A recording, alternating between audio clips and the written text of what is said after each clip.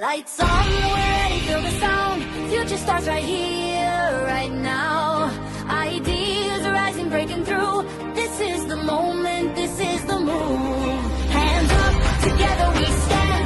Building tomorrow with our own hands. No limits, no fear, crystal clear.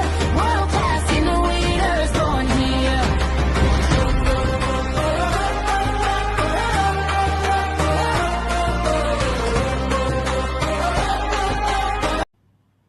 Bismillahirrahmanirrahim. Assalamualaikum warahmatullahi wabarakatuh dan selamat sejahtera.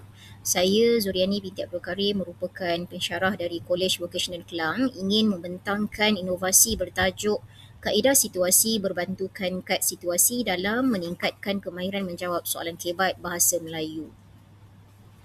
Inovasi ini dicipta kerana dalam mata pelajaran Bahasa Melayu terdapat soalan 6 dan juga soalan 7 yang berbentuk kemahiran berfikir aras tinggi kebat yang mana sering menjadi cabaran kepada murid.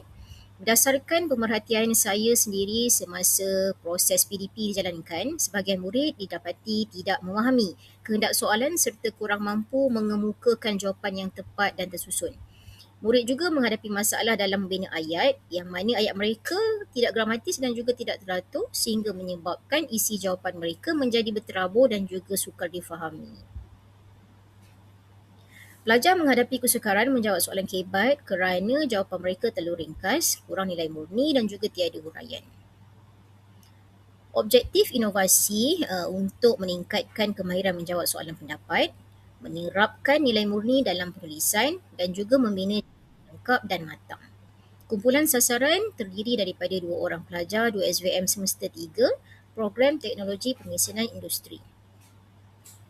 Ini merupakan inovasi kaedah situasi yang melibatkan 7 komponen iaitu S situasi, I impak, T tindakan, U unsur nilai, A alternatif, S sokongan dan I implikasi. Ini merupakan kad situasi. Ada 7 kad yang perlu dipotong selepas dicetak, kemudian kita akan eliminate lah. Kaedah pelaksanaan, kad yang setelah ada 7 kad, 7 langkah dan akan menghasilkan satu jawapan yang berkualiti. Kad ini boleh digunakan semasa perbincangan dalam kumpulan ataupun secara individu untuk menyelesaikan soalan pendapat.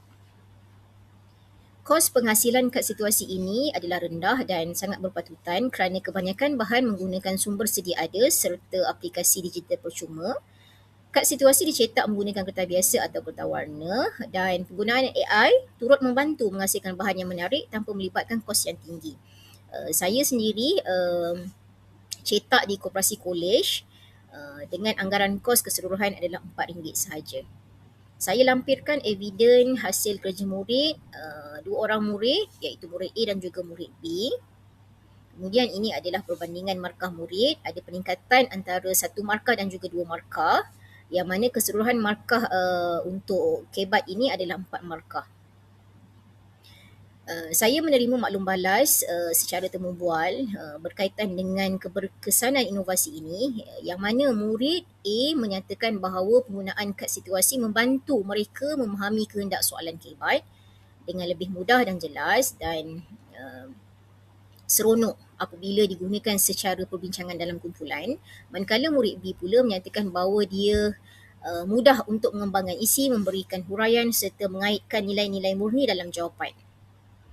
Kemudian ini merupakan impak antara impak inovasi lah iaitu meningkatkan kemahiran menjawab soalan kebat secara sistematik, kemudian membantu pelajar menghasilkan jawapan yang lengkap, matang dan juga gramatis.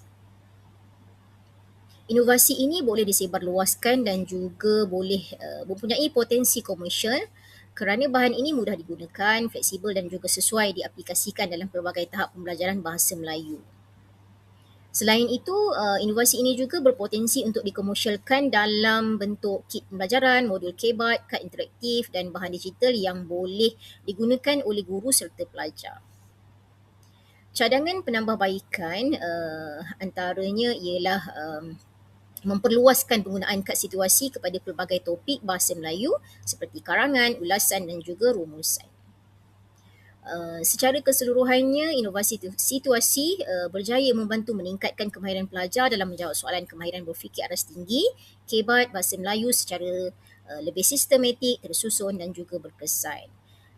Penggunaan kad situasi bukan sahaja menjadikan proses pengajaran dan pembelajaran lebih menarik serta interaktif, malah turut meningkatkan keyakinan pelajar untuk berfikir secara kritis dan juga kreatif.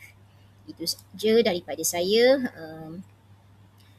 Inovasi kad situasi menggunakan kaedah situasi. Sekian, terima kasih.